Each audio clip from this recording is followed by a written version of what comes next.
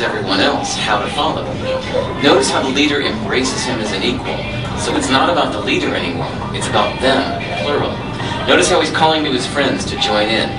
See, it takes guts to be a first follower. You stand out, you brave ridicule yourself. Being a first follower is an underappreciated form of leadership. The first follower transforms a lone nut into a leader. The leader is the flint, the first follower is the spark that really makes the fire. Now here's the second follower. This is a turning point. It's proof the first has done well. Now it's not a lone nut, and it's not two nuts. 3 is a crowd, and a crowd is news. A movement must be public.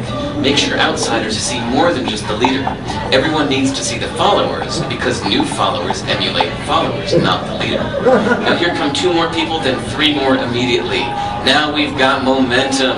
This is the tipping point, and now we have a movement. As more people jump in, it's no longer risky.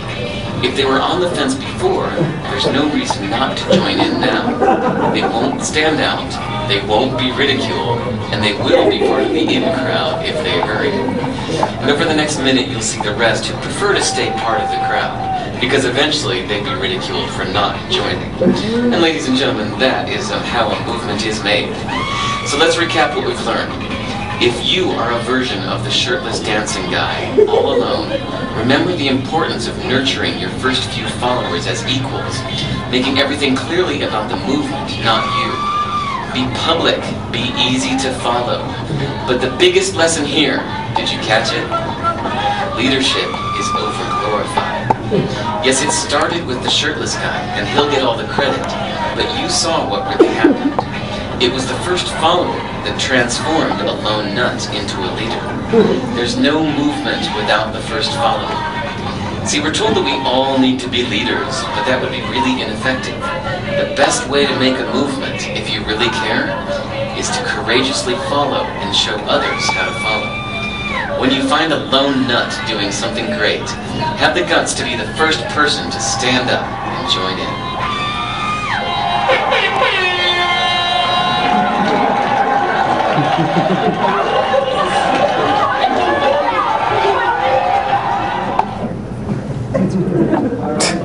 So judging by the reaction, it was good.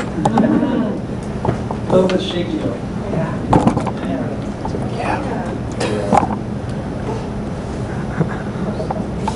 Okay, so we're going to move on to our, any reflections on that actually first? We have a whole other leadership segment that I typically, that we do in other sessions, but I think that aspects in light of what Richard shared this morning and what Richard shared this afternoon, I think there's some interesting components to leadership and the challenges we might face when we're trying to bring change into an organization.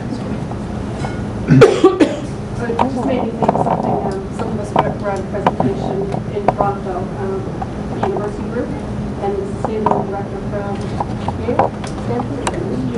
one of the Ivy League schools was there, and she said, as a sustainability coordinator for a university, you learn not to take credit for anything. Because you always want to give credit to everyone else, and that will continue to do it. You know, important. Yeah, sort of thing. Yeah, exactly. Very good point. That's also what Richard said this morning in terms of, you know, passing it on to help someone, to set someone else up for success so that they can be pulled into this movement as well.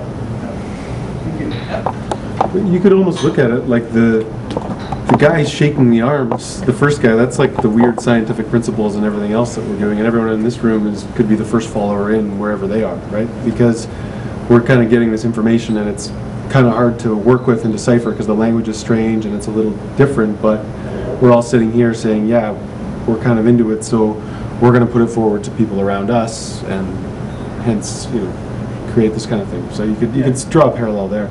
Yeah, it's a great analogy, and in fact, that's what happens. This next section that we're moving into is really about taking the language of the framework and making it into something that's relevant for you as an organization. Most of the organizations that we work with, you know, the not just have principles or system conditions are there in the background helping to inform decision making, but they have very clear, like Nike as an example, a little later on you'll see, they have very clear descriptions of success that are in very Nike language, very meaningful for them, but they're informed by those 4 principles, so they fit within that futuristic picture frame of what a sustainable Nike could be. And that translation, that transition is extremely important, or else you're the lone nut out there dancing. Richard? This is perhaps more to your comment than what we just saw, but something that I wanted to mention is when we got in, Shambhala has shall we say, a strong culture and has its own language.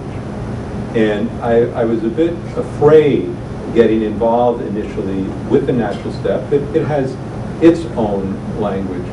And it was throughout working with everybody in the natural step, as I continue to this day, and with John, that how appreciative I found people within the natural step as far as working with our organization as it was. And it wasn't, shall we say, a fascistic approach of you have to use this language, this natural step, the language that we're learning today in terms of this natural step. You have to use it in this way with your organization. We had to understand it, but in terms of appreciating that we could do it in terms of what makes sense of whichever organization we're part of and our lingo and so on. It was very pleasant to discover that with you. Any other final comments before we move on? Okay, so we're going to, I'm just going to get the slideshow working here probably again, so bear with me for a second. Pretending that